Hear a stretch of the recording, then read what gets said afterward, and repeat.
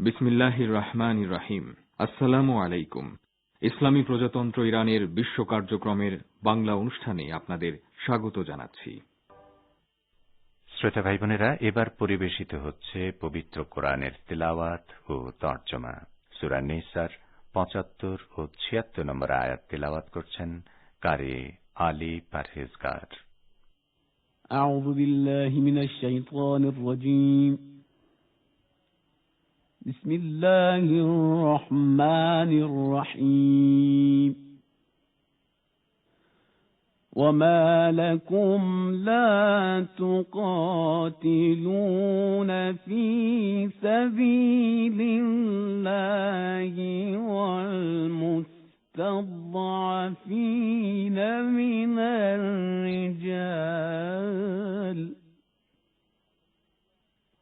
والمستضعفين من الرجال والنساء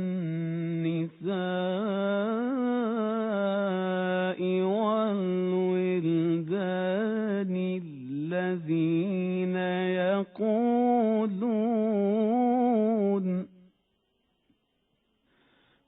الذين يقولون ربنا أخرجنا من هذه القرية الظالم أهلها واجعل لنا من لدنك وليا واجعل لنا من لدنك نصيرا. الذين آمنوا يقاتلون في سبيل الله والذين كفروا يقاتلون في سبيل الطاغوت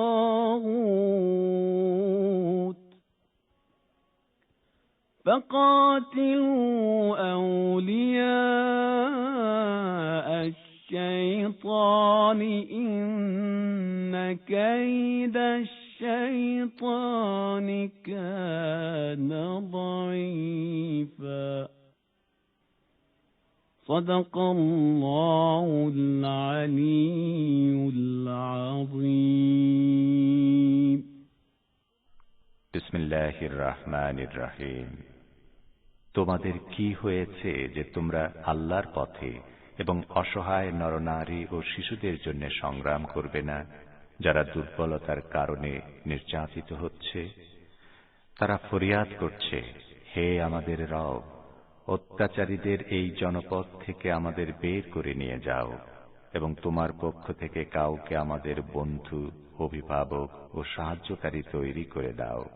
যারা ঈমানের পথ অবলম্বন করেছে তারা আল্লাহর পথে সংগ্রাম করে, এবং যারা অবিশ্বাসী তারা তাগুতের পথে সংগ্রাম করে।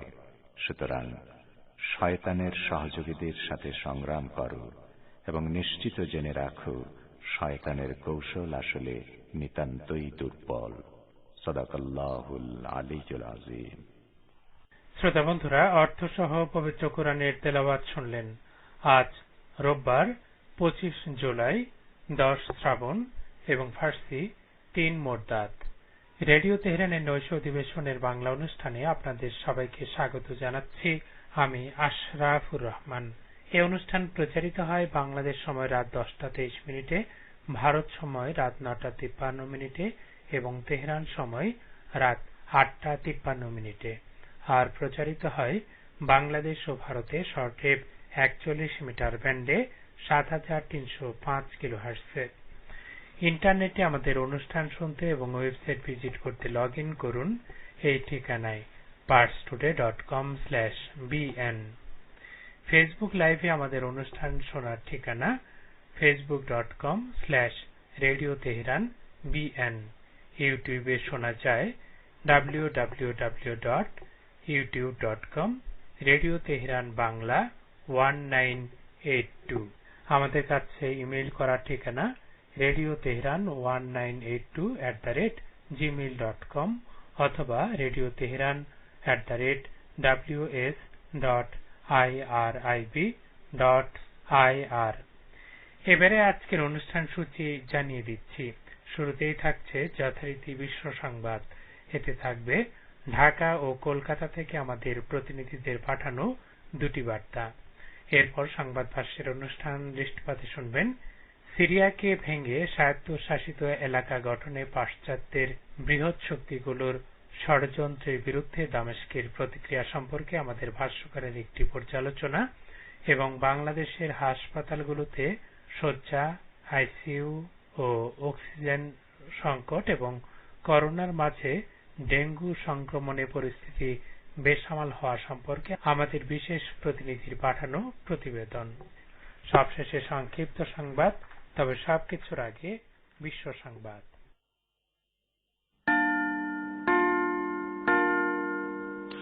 রেডিও তেহরান বিশ্ব সংবাদ।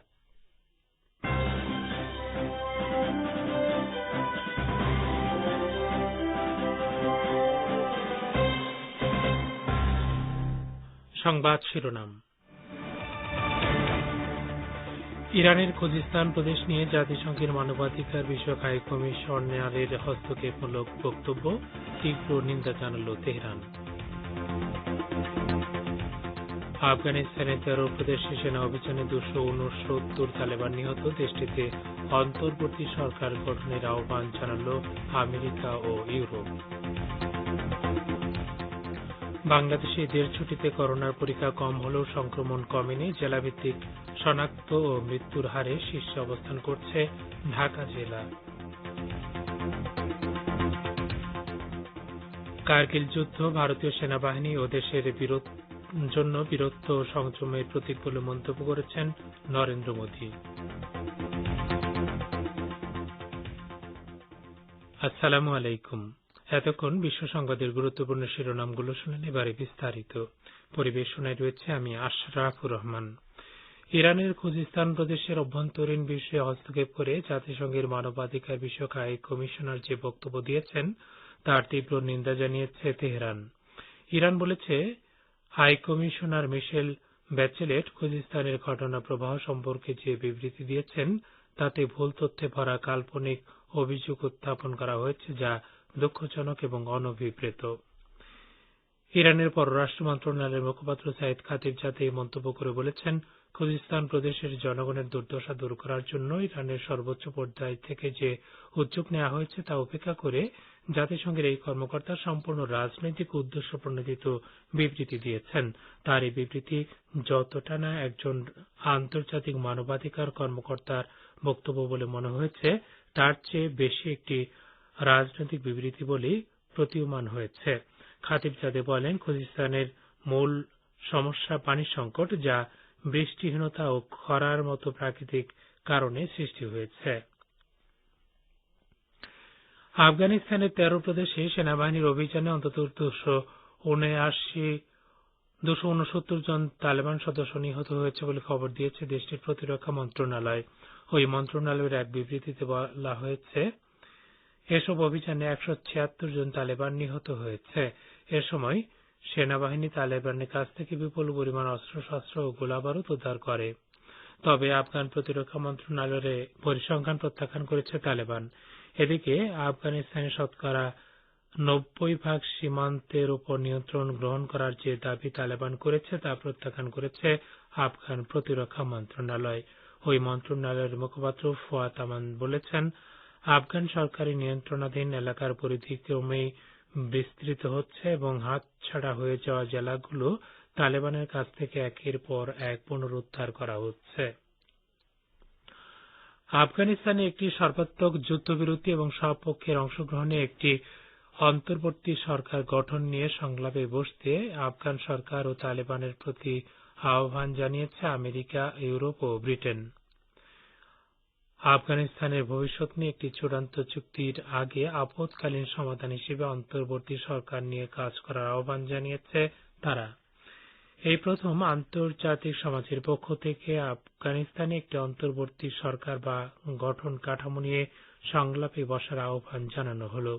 ইতালির রাজধানী রোমে 3 দিন আগে গত 22 জুলাই আমেরিকা, ব্রিটেন ও ইউরোপের প্রতিনিধিরা বৈঠক করেন বলে মার্কিন প্রতিরক্ষা মন্ত্রণালয় শনিবার আনুষ্ঠানিকভাবে জানিয়েছে। ওই বৈঠকে মূলত আফগানিস্তানে শান্তি প্রতিষ্ঠার উপায় নিয়ে আলোচনা করা হয় বলে দাবি করা হয়েছে। ওই বৈঠক থেকে কাতারের রাজধানী দোহায় গত সপ্তাহে আফগান সরকার ও তালেবানের মধ্যকার শান্তি আলোচনার প্রতি সমর্থন ঘোষণা করা হয়েছে।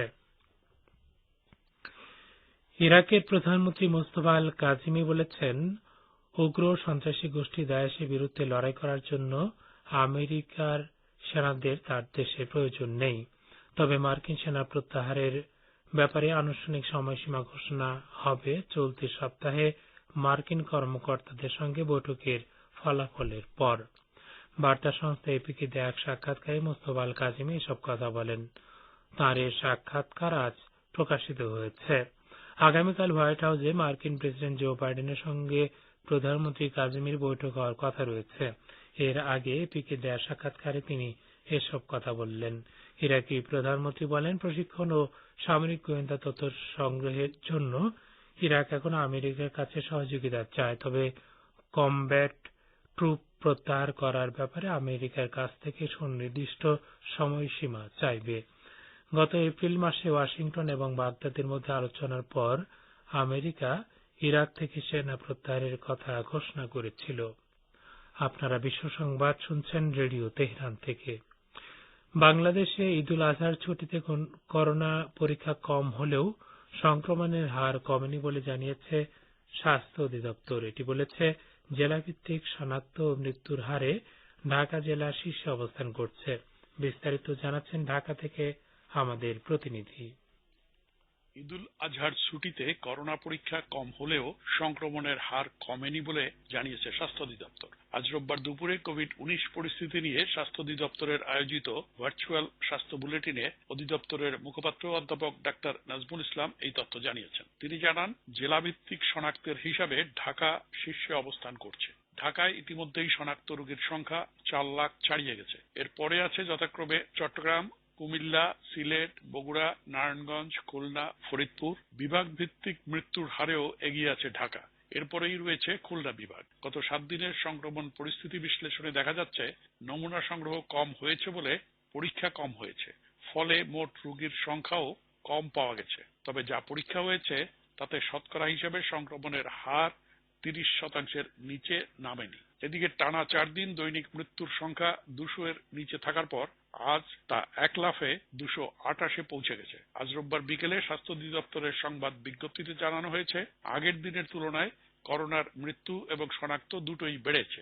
শনিবার সকাল 8টা থেকে আজ রোববার সকাল 8টা পর্যন্ত গত 24 ঘন্টায় করোনায় আক্রান্ত হয়ে 228 জনের মৃত্যু হয়েছে, আর নতুন রোগী শনাক্ত হয়েছে 11,291। Abdur Rahman Khan, radio Tehran, Dhaka.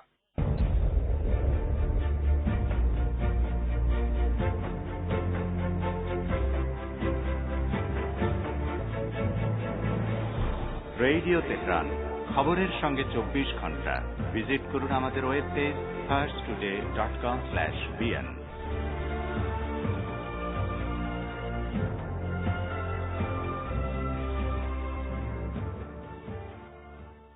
ফিরে আসছি আবারও বিশ্ব সংবাদে। ভারতের প্রধানমন্ত্রী নরেন্দ্র মোদী বলেছেন, কার্গিল যুদ্ধ ভারতীয় সেনাবাহিনী ও দেশের জন্য বীরত্ব ও সংযমের প্রতীক। তিনি আজ রেডিওতে মন কি বাত বা মনের কথা অনুষ্ঠানে ওই মন্তব্য করেন। আরো জানাচ্ছেন কলকাতা থেকে আমাদের প্রতিনিধি। ভারতের প্রধানমন্ত্রী নরেন্দ্র মোদী বলেছেন, কার্গিল যুদ্ধ ভারতীয় সেনাবাহিনী ও দেশের জন্য বীরত্ব ও সংযমের প্রতীক, যা গোটা বিশ্বকে নাড়িয়ে দিয়েছিল। তিনি আজ রোববার রেডিওতে মন কি বাত বা মনের কথা অনুষ্ঠানে বক্তব্য রাখার সময় ওই মন্তব্য করেন। প্রধানমন্ত্রী বলেন, 26 জুলাই কার্গিল বিজয় দিবস। এবার এই গৌরবময় দিনটি অমৃত মহোৎসবের মাঝে পালিত হবে। এ কারণেই এটি আরো বিশেষ হয়ে উঠেছে। কার্গিলের ঘটনা সকলের জানা উচিত। সেই সকল বীর নায়কদের আমাদের সেলাম। প্রধানমন্ত্রী বলেন, এবার 15 আগস্ট দেশ স্বাধীনতার 75তম বছরে প্রবেশ করছে। এটি আমাদের মহান সৌভাগ্য যে আমরা 100 বর্ষ ধরে দেশের মুক্তির জন্য অপেক্ষা করেছিলাম। সেই স্বাধীনতার 75 বছরের প্রত্যক্ষ সাক্ষী হতে চলেছি। করোনা ভাইরাস প্রসঙ্গে দেশবাসীকে সতর্ক করে প্রধানমন্ত্রী নরেন্দ্র মোদী বলেন, উৎসব চলাকালীন লোকেদের ভুলে যাওয়া উচিত নয় যে করোনা আমাদের মধ্যে থেকে এখনো যায়নি। সেজন্য সকলেই সমস্ত করোনা প্রটোকল অনুসরণ করুন। অন্যদিকে আজ দেশের প্রধান বিরোধী দল কংগ্রেসের সাবেক সভাপতি রাহুল গান্ধী এমপি সামাজিক যোগাযোগ মাধ্যম টুইটার বার্তায় প্রধানমন্ত্রীকে কটাক্ষ করে বলেন, দেশের মনের কথা বুঝলে টিকাকরণের এই হাল হতো না। তিনি তার বক্তব্যের সমর্থনে কিছু তথ্য তুলে ধরেছেন। Abdul Hakim, radio Tehran, Bharat. বলছিলেন আমাদের প্রতিনিধি আব্দুল হাকিম। ইহুদিবাদী ইসরায়েলের কুখ্যাত প্রযুক্তি কোম্পানি এনএসও গ্রুপের কাছ থেকে পেগাসাস স্পাইওয়্যার কেনার জন্য সৌদি আরবের উপর চাপ সৃষ্টি করেছিল তেল আবিব। আন্তর্জাতিক সংবাদ মাধ্যম এ তথ্য প্রকাশ করেছে। প্রকাশিত তথ্য থেকে জানা যায়, সৌদি আরব, বাহরাইন এবং সংযুক্ত আরব আমিরাতের মতো নিপীড়ক দেশসহ কর্তৃত্ববাদী সরকারগুলোর কাছে ইসরায়েল পেগাসাস স্পাইওয়্যার বিক্রির পরিকল্পনা নেয় এবং এক্ষেত্রে ইসরায়েলের যুদ্ধ মন্ত্রণালয় গুরুত্বপূর্ণ ভূমিকা পালন করে। এইসব কর্তৃত্ববাদী সরকার নিজ নিজ দেশের ভিন্ন মতাবলম্বী বিরোধী রাজনীতিক, বুদ্ধিজীবী এবং সাংবাদিকদের উপর গুপ্তচর বৃত্তি চালিয়েছে এই পেগাসাস স্পাইওয়্যার দিয়ে। এ নিয়ে এখন সারা বিশ্বে তোলপাড় চলছে। সৌদি আরব, বাহরাইন এবং সংযুক্ত আরব আমিরাতের বিরুদ্ধে আগে থেকেই মানবাধিকার লঙ্ঘনের মারাত্মক রেকর্ড রয়েছে। ইহুদিবাদী ইসরায়েলকে আফ্রিকান ইউনিয়নের পর্যবেক্ষকের মর্যাদা দেওয়ার কঠোর সমালোচনা করেছে ফিলিস্তিনের ইসলামী প্রতিরোধ আন্দোলন হামাস। সংগঠনটি বলেছে, আফ্রিকান ইউনিয়নের এই সিদ্ধান্ত দুঃখজনক এবং তিরস্কারযোগ্য। শনিবার এক বিবৃতিতে হামাস বলেছে, ইসরায়েলকে পর্যবেক্ষকের মর্যাদা দেওয়ার সিদ্ধান্ত দখলদারি শক্তিকে আমাদের সীমান্তে উপস্থিতির বৈধতা দেবে এবং ফিলিস্তিনিদের অধিকার অস্বীকার করার পরিকল্পনা বাস্তবায়নের সুযোগ দেবে এবং ফিলিস্তিনিদের বিরুদ্ধে যে বর্বরতা চালিয়ে আসছে তা অব্যাহত রাখার সুযোগ পাবে। হামাস তার বিবৃতিতে আরো বলেছে, দুঃখজনকভাবে যে আফ্রিকান ইউনিয়ন এই সিদ্ধান্ত নিয়েছে তারা অতীতে দাসত্ব উপনিবেশবাদী শক্তির বিরুদ্ধে লড়াই করেছে এবং এজন্য তাদেরকে প্রচুর মূল্য দিতে হয়েছে। সিরিয়ার উত্তরাঞ্চলীয় আলেপ্পো প্রদেশে তুরস্কের 2 সেনা নিহত এবং 2 জন আহত হয়েছে। তুরস্কের একটি সাহায্য যানে হামলা চালানো হলে এসব সেনা হতাহত হয়। তুরস্কের প্রতিরক্ষা মন্ত্রণালয় শনিবার শেষ বেলায় টুইটারে দেয়া এক বিবৃতিতে জানিয়েছে, আলেপ্পো প্রদেশের আল বাব এলাকায় তুর্কি সেনা হতাহতের ঘটনা ঘটে। বিবৃতিতে বলা হয়েছে, আমাদের গাড়িতে আঘাত হানার পর সন্ত্রাসীদের অবস্থান চিহ্নিত করা হয় এবং তুরস্কের সেনারা তাৎক্ষণিকভাবে পাল্টা হামলা চালায়। কার্যকরভাবে সন্ত্রাসীদের অবস্থানে গোলাবর্ষণ করা হয় এবং সন্ত্রাসীদের অবস্থানগুলোতে হামলা অব্যাহত থাকবে। মার্কিন মদতপুষ্ট কুর্দি সংগঠন পিপলস প্রোটেকশন ইউনিট বা ওয়াইপিজি সিরিয়ার উত্তরাঞ্চলে তৎপর রয়েছে এবং এই সংগঠনকে তুরস্ক সন্ত্রাসী বলে বিবেচনা করে। এদের সাথে তুরস্কের কুর্দিস্তান ওয়ার্কার্স পার্টি বা পিকেকের সম্পর্ক রয়েছে বলে অভিযোগ করে আসছে আঙ্কারা। শ্রোতা বন্ধুরা, আর এর সঙ্গে শেষ হচ্ছে আজকের বিশ্ব সংবাদ।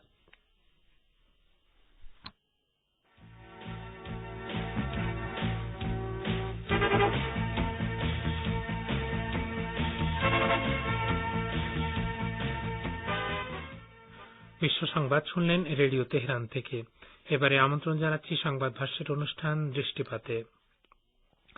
সিরিয়া সরকার জানিয়েছে, সে দেশের কিছু এলাকা নিয়ে আলাদা স্বায়ত্তশাসিত সরকার গঠনের যে কথা বলা হচ্ছে তার মূল উদ্দেশ্য হচ্ছে ওই দেশটিকে দুর্বল করা। এদিকে সিরিয়ার বিচ্ছিন্নতাবাদী এক নেতা তাঁদের স্বায়ত্তশাসনের প্রতি আন্তর্জাতিক সম্প্রদায়ের সমর্থন লাভের জন্য ফরাসি প্রেসিডেন্টের সহায়তা চেয়েছেন। এ সম্পর্কে দৃষ্টিপাতে প্রথমে রয়েছে আমাদের ভাষ্যকারের একটি পর্যালোচনা, পরিবেশন করছেন রেজওয়ান হোসেন। সিরিয়ার পররাষ্ট্র মন্ত্রণালয় এক বিবৃতিতে জানিয়েছে, সেদেশের কিছু এলাকা নিয়ে আলাদা স্বায়ত্তশাসিত সরকার গঠনের যে কথা বলা হচ্ছে তার মূল উদ্দেশ্য হচ্ছে সিরিয়াকে দুর্বল রাষ্ট্রে পরিণত করা। 2011 সাল থেকে সিরিয়া সরকার বিদেশি মদতপুষ্ট বিভিন্ন জঙ্গি সন্ত্রাসী গোষ্ঠীর বিরুদ্ধে যুদ্ধ করে আসছে। প্রায় 100টি দেশ থেকে সন্ত্রাসীদেরকে ভাড়া করে এনে সিরিয়ায় জড়ো করা হয় এবং পাশ্চাত্যের বৃহৎ শক্তিগুলো ও পশ্চিম এশিয়ায় তাদের মিত্র দেশগুলো এসব সন্ত্রাসীকে পৃষ্ঠপোষকতা দিচ্ছে।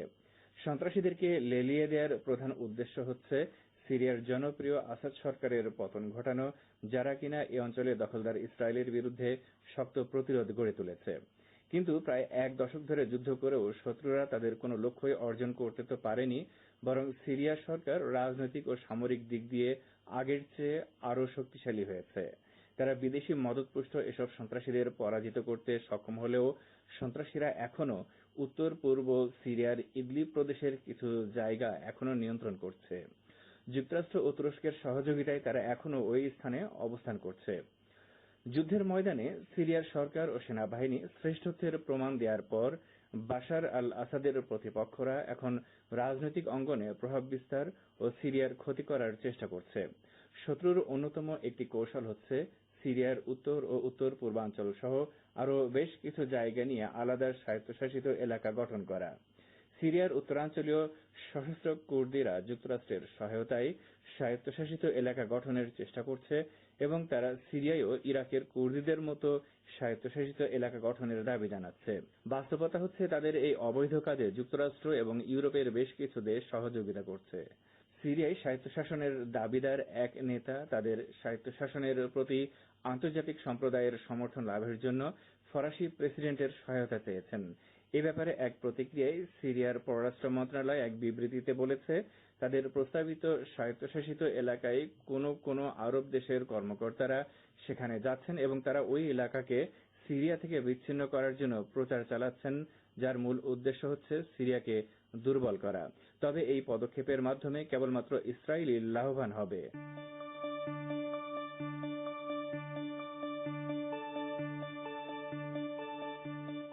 আপনারা রেডিও তেহরানের অনুষ্ঠান শুনছেন সরাসরি তেহরান স্টুডিও থেকে।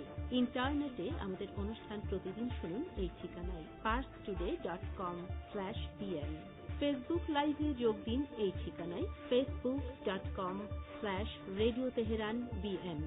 আমাদের কাছে ইমেল করার ঠিকানা radioteheran1982@gmail.com। দৃষ্টিপাতের এবারে বাংলাদেশ প্রসঙ্গ। করোনা পরিস্থিতি ভয়াবহ আকার ধারণ করায় বাংলাদেশের হাসপাতালে শয্যা, আইসিইউ ও অক্সিজেনের তীব্র সংকট দেখা দিয়েছে। এদিকে করোনার মাঝে ডেঙ্গুর সংক্রমণ বৃদ্ধিতে পরিস্থিতি বেসামাল হয়ে পড়েছে। এ সম্পর্কে এখন রয়েছে ঢাকা থেকে আমাদের বিশেষ প্রতিনিধির পাঠানো প্রতিবেদন। নভেল করোনা ভাইরাসের ভয়াবহ সংক্রমণে দিশেহারা স্বজনদের করুণ আহাজারিতেও মিলছে না হাসপাতালে শয্যা বা আইসিইউ। সংকট চলছে অক্সিজেনের। এমন অবস্থা খোদ রাজধানী সহ বাইরের জেলাগুলোতেও। বাইরের জেলা থেকে রোগীদের নিয়ে স্বজনরা ছুটে আসছেন ঢাকায় ভালো চিকিৎসার আশায়। ছুটছেন এক হাসপাতাল থেকে আরেক হাসপাতালে। এর আগে 4-5টা হসপিটাল ঘুরছি, কিন্তু আসলে আইসিইউ পাই না। আইসিইউ দরকার, রোগীর অবস্থা মুমূর্ষু, তখন ওখানে অক্সিজেনের সমস্যা। কোনো চিকিৎসা নাই, আমরা ফেরত খেতেছি, নামান্তরি পাই নাই, আমি অন্য হাসপাতালে নিয়ে যাই। রাজধানীর বিশেষায়িত কুর্মিটোলা জেনারেল হাসপাতালের 300 শয্যার বিপরীতে বর্তমানে রোগী ভর্তি আছে 370 জন। 10টি আইসিইউ বেডের সবগুলোতে রোগী ভর্তি। হাসপাতালের পরিচালক ব্রিগেডিয়ার জেনারেল জামিল আহমেদ বলেছেন, এ অবস্থায় আরো বেশি রোগী সামাল দেয়া তাদের পক্ষে অসম্ভব হয়ে উঠবে। এই সারপ্লাস পেশেন্ট হয়তো অল্প কিছুদিন মেনটেন করা যায়, বাট লম্বা সময়ের জন্য যখন হয়ে যায় তখন ডেফিনেটলি এটা স্বাস্থ্যকর্মী, ডাক্তার, নার্স বা অন্য যারা আছেন তাদের উপর অতিরিক্ত একটা চাপ তৈরি করছে। এদিকে আজ স্বাস্থ্যমন্ত্রী জাহেদ মালিক বলেছেন, এবং সংক্রমণ বেড়ে গেলে কিন্তু হাসপাতালে জায়গা হবে না, আমাদের বিভিন্ন জায়গায় প্রভাব পড়বে, যেটা অন্য দেশে পড়েছে। আজ রোববার দুপুরে বঙ্গবন্ধু শেখ মুজিব মেডিকেল বিশ্ববিদ্যালয়ে নির্মাণাধীন ফিল্ড হাসপাতাল পরিদর্শনে গিয়ে সাংবাদিকদের সাথে আলাপকালে একথা বলেন স্বাস্থ্যমন্ত্রী। স্বাস্থ্যমন্ত্রী বলেন, সারা দেশে ডেল্টা ভেরিয়েন্ট ছড়িয়ে পড়া এবং স্বাস্থ্যবিধি না মানাই সংক্রমণ বাড়ার বড় কারণ। গ্রামের চিত্র আশঙ্কাজনক। আক্রান্তদের 75% গ্রাম থেকে আসছে, যাদের সবাই বয়স্ক, তারা ভ্যাকসিনও নেননি। মন্ত্রী জানান, আগামী দিনে প্রতি মাসে 1 কোটি লোককে ভ্যাকসিন দেবার পরিকল্পনা নেওয়া হয়েছে। এ সময় করোনা মহামারীর মধ্যেই ডেঙ্গুর সংক্রমণের কারণে পরিস্থিতি বেসামাল হচ্ছে উল্লেখ করে স্বাস্থ্যমন্ত্রী জানান, ঢাকার সলিমুল্লাহ মেডিকেল কলেজ হাসপাতাল সহ রাজধানীর নির্দিষ্ট বেশ কয়েকটি বিশেষায়িত হাসপাতালে ডেঙ্গুর চিকিৎসার ব্যবস্থা করা হয়েছে। Abdur Rahman Khan, radio Tehran, Dhaka. সংবাদ ভাষ্যের অনুষ্ঠান দৃষ্টিপাত শুনলেন। শ্রোতা বন্ধুরা, অধিবেশন থেকে বিদায় নেয়ার আগে বিশ্ব সংবাদের গুরুত্বপূর্ণ শিরোনামগুলো আবারও জানিয়ে দিচ্ছি। ইরানের খুজিস্তান প্রদেশ নিয়ে জাতিসংঘের মানবাধিকার বিষয়ক হাই কমিশনারের হস্তক্ষেপমূলক বক্তব্য তীব্র নিন্দা জানাল তেহরান। আফগানিস্তানের 13 প্রদেশে সেনা অভিযানে 279 সেনা তালেবান নিহত। দেশটিতে অন্তর্বর্তী সরকার গঠনের আহ্বান জানাল আমেরিকা ও ইউরোপ। বাংলাদেশে ঈদের ছুটিতে করোনার পরীক্ষা কম হলেও সংক্রমণ কমেনি। জেলাভিত্তিক শনাক্ত ও মৃত্যুর হারে শীর্ষে অবস্থান করছে ঢাকা জেলা। কার্গিল যুদ্ধ ভারতীয় সেনাবাহিনী ও দেশের জন্য বীরত্ব ও সংযমের প্রতীক বলে মন্তব্য করেছেন ভারতের প্রধানমন্ত্রী নরেন্দ্র মোদী। শ্রোতা বন্ধুরা, আপনারা ভালো ও সুস্থ থাকুন এই কামনা করে এবং আমাদের আগামীকালের অনুষ্ঠান শোনার আমন্ত্রণ জানিয়ে রেডিও তেহরান থেকে আমি আশরাফুর রহমান আজকের মতো এখানেই বিদায় চাইছি। খোদা হাফেজ।